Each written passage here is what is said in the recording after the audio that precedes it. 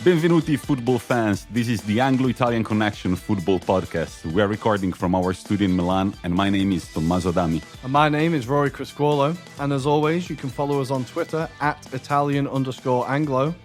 You can also find us on Instagram at the_Anglo_Italian_connection. We mainly post the throwback pictures, quotes, and of course the previews for our episodes. While on Twitter, the main thing we do is get in arguments with Tottenham fans. Right, Rory? Yeah, so that was my week. I woke up one morning with quite a few notifications from some angry Americans who were convinced that Ndombele is actually Kevin De Bruyne, and we disagreed. So if you want to check out the argument or get involved, maybe you can back me up. Please, guys, back me up. That would be nice. But that was my week. So, Tommy, how's your week been? My weeks has just been waiting for Serie A to start again. I can't wait.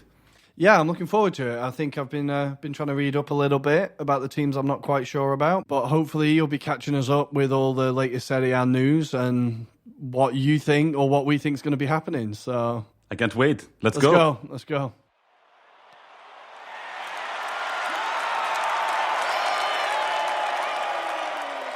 All right, and welcome to our Euro review. So, before we move on to England, where the Premier League kicked off last weekend in grand fashion, let's take a look at what happened in France, because on Sunday night there was a bit of craziness, wasn't there, Rory? Yeah, there was a bit of a battle on Sunday night. So, Le Classique, as it's known, Marseille versus PSG, or the other way around, kicked off, and there was a total of 19 cards in the game. So, there was 5 red cards and 14 yellow cards. All the 5 red cards came in the final minutes. Marseille were winning the game 1-0 through a Tovin goal. PSG had the better chances. Mandanda made some very good saves. Marseille also had a goal disallowed, which when I saw it, I wasn't quite sure why it was disallowed, but VAR seemed to think it was offside. Are you salty just because you're wearing a Marseille shirt right now? Yeah, well, it's a bit of a dodgy week to buy a Marseille shirt, right, with all the news that's come out since. But, you know, still repping it. I like it. It's a nice shirt, right? Proud to be from Marseille, right? Yeah. So, yeah, at the end of the game, now this is a game that always has a lot of animosity between the two teams. And before the game, there was a lot of animosity in the press conferences, the managers and players sniping at each other. So you could kind of tell it was going to be an interesting affair. But at the end of the game, there was handbags. They started fighting. I can't remember everyone who got sent off. I think it was Kozawa, Neymar, of course, Paredes. So in total, 5 red cards, and the aftermath is still yet to be seen. And the big story is that Neymar claims to have been racially abused by Marseille defenders Álvaro González, who is not new to provoking players on the pitch. I don't know if you remember a few years ago during an Espanyol-Barcelona game, he told Messi that he was too short to play football. It's the same guy. And Messi's response... What was it, do you remember? Was, you're too crap to play football. Exactly, which was a great... But this time, he crossed the racism line, apparently, and he called Neymar things, and Neymar just went off. Yeah, I think from what I've seen, now my French and my lip reading are both quite dodgy, but from people who are more knowledgeable than me, it seems like there's quite a lot of evidence, and with there being no crowds, they've potentially got audio of him saying it as well. I hope that UEFA take this opportunity in the current climate to actually give a lengthy ban. If it turns out that he was racist, I think this is a good opportunity to put your foot down and say enough is enough, right? I'm not going to hold my breath that they will, because UEFA's form on this is pretty terrible. But I think it's a big opportunity for them to make a mark and set a precedent. Yeah, definitely. What else happened in France this weekend? You were very impressed by a team.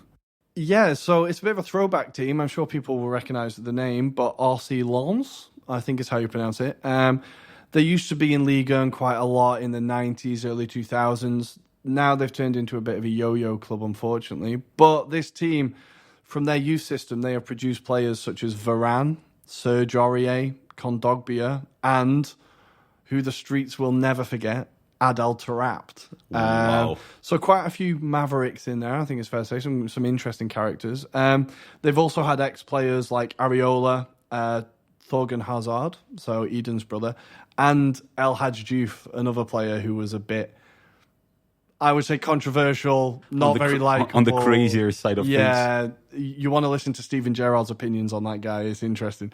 But anyway, RC Lens have had an incredible start to the season. They've won their first 2 games, including a 1-0 win over PSG. And they currently find themselves ahead of, well, most of the teams that people thought would be up there. PSG, until last night, were in the relegation zone. They have 0 points as of now. Yes, well, last night they won 1-0. Okay. They had another player sent off. Diallo was sent off, and they scraped a 1-0 win against Metz. So a slow start for PSG, but for RC Lens, a great return to Ligue 1 after 5 years being in Ligue 2. So yeah, they were the team that French, Rory. I know, Today you're right? feeling it's fluent. It's got to be the Marseille jersey. Yeah, it's rubbing off on me. And the last thing that we wanted to mention before moving back to England and then eventually Italy is Spain. There was a crazy game, Valencia against Levante. So it was the Valencia derby, which is always an interesting game. Valencia, who have, it seems, sold everybody this year. They've, due to financial struggles, which the club has been through since, I don't know, 10, 15 years, they tried to build a new stadium. If anyone's been to Valencia, you'd have seen the skeleton of the new stadium that still isn't finished. So anyway, despite all these departures and very few arrivals, they managed to win. They came from behind, 2-1 behind to win 4-2. Vallejo got 2 incredible goals. And it's been a very impressive start for the Valencians. So who knows, maybe with Javi Gracia in charge, who did a very good job at Watford, there might still be cause for optimism there. The big boys in La Liga, Atletico and Real, start this weekend. They were still on holiday last week. Yeah, they're still resting. And Barca get an extra week's rest. I'm not sure why. They start the week after. But because they're the cool team from Barcelona, I guess. Yeah, I don't know. They just don't fancy it, I suppose. I don't know. But yeah, that's La Liga, really. And now we're ready to take the plane and cross the channel. And here we go, England. So before we focus on the 3 games that we consider the weekend notable, we're going to talk about the other games of the weekend. Rory, have you got something to say? Yeah, so it started with Palace, who sneaked a 1-0 win over Southampton. Zaha doing his usual trick of playing very well in August in the hope that someone will come and buy him. Right. We're still waiting for that one, or he's still waiting for that one. The other one was Newcastle versus West Ham in the Who Hates Their Owners the Most derby. Why Who Hates Their Owner the Most? Well, there was a great Twitter thread that I shared on our Twitter feed, which was by @JamesWHU, who catalogued all the reasons why the West Ham fans are so angry at the moment. But it's a series of lies from the owners, broken promises. They moved them from their spiritual home in East London to this Olympic Bowl that doesn't feel like a football stadium. There's no atmosphere. When they finally got into the stadium, it still wasn't finished. Some of the fans were sat just on the concrete. There was no seats.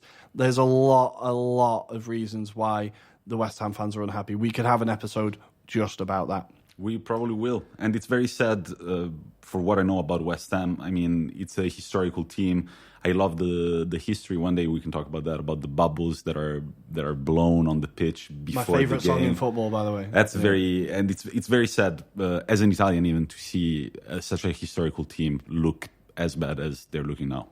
Yeah, well, when the owners came in, they promised them Champions League football. They said they'd be pushing for the Premier League, and it's just they're still fighting for relegation every season, and it seems like it's kind of hitting a breaking point now. Good luck, West Ham. We're there with you, yeah, West Ham fans. Sorry, Tom, again. You're getting a shout out again, but I'm so sorry. This is going to be a long season, I think. We're sorry, Tom. It's not our fault. Just hang in there, buddy. All right, are there games? No, and Newcastle. So Newcastle also hate their owner because he uses the club as an advertising board.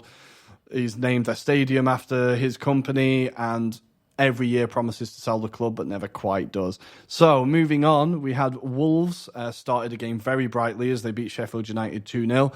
The rest of the game, not much happened, but Wolves were able to hang on. Chelsea managed a 3-1 defeat away to Brighton, despite not being the better team. Brighton were much more impressive, I thought.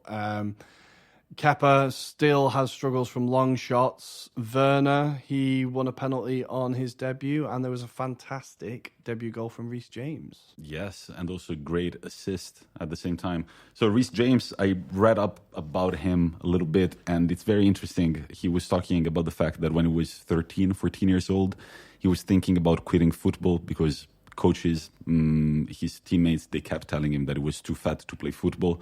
He's just bitten through it, and right now he's playing Premier League football in an incredible team, coached by an incredible former player. There was an interesting battle in that game as well.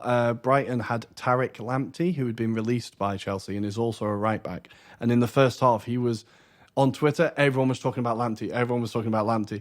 And it's almost as if James saw those tweets and the second half was like, right, let's go, and took the game by the scruff of the neck. So I was impressed by him in that game, definitely. Nice, good job, Reece. And finally, before we move on to the big games, so to say, WBA Leicester, anything to say? Jamie Vardy being Jamie Vardy and trolling the West Brom fans. That is now 6 goals in 8 games against Albion. Oh, wow. So the last time he scored at the Hawthorns, he cupped his ears to the crowd to wind them up, and he did the same this week, obviously, despite there being no fans in the crowd.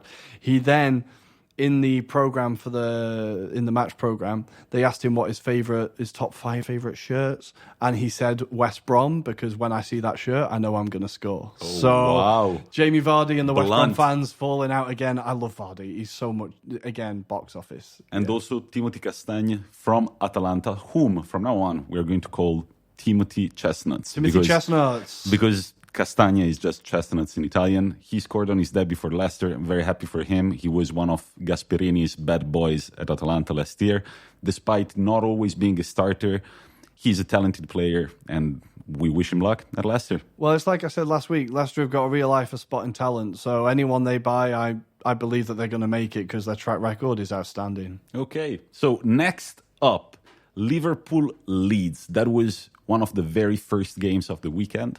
Rory, what do you think? I thought, as we predicted, it was a really interesting battle between Bielsa and Klopp, 2 different styles. The mad press from Leeds, like the amount of energy that takes is crazy, but then we saw how much space it leaves open at the back. Salah with an outstanding goal that he hit I've not seen a shot hit that hard for quite a while. And there was another outstanding goal from Jack Harrison, who joined Leeds from Man City. I guess for me, the very surprising thing about this game was the bad defense on Liverpool's part.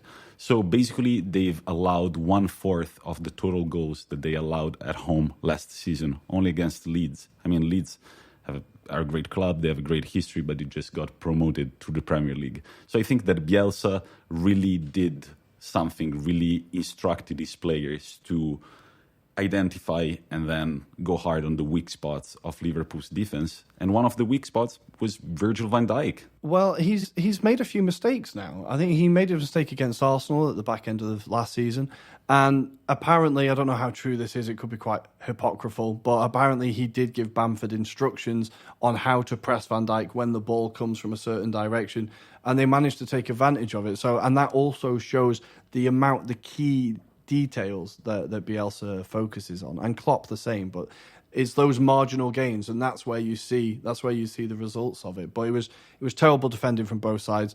But on Leeds' part, they now have a different centre-back pairing as they do from last season, because Ben White has gone back to Brighton, and so these two have never played before, or never played together before, and I think you could see that as one of them nearly scored quite a hilarious own goal as well. So it was all quite calamitous. Also, this has just come in, but Thiago Alcantara has just officially joined Liverpool. He's a new Liverpool player. Has he joined? Yeah. Wow, right. The news is out. That seems unfair to the rest of the league, right? And for 30 million I can't believe how cheap that is. That's quite a steal. Like, that is 10 million less than Everton paid for Alex Iwobi, guys. So if you can think about that is an absolute steal that they've got there. Moving on to the next notable game of the weekend, we've got 2 left, Tottenham-Everton. So the funniest thing about this game for an Italian were the sponsors that the 2 teams had. So basically, Tottenham's sponsor, AIA, in Italian you pronounce it AIA, which is like ouch in English. When you get hurt, you say ouch, you say AIA. And then Everton's the sponsor. love That's it. the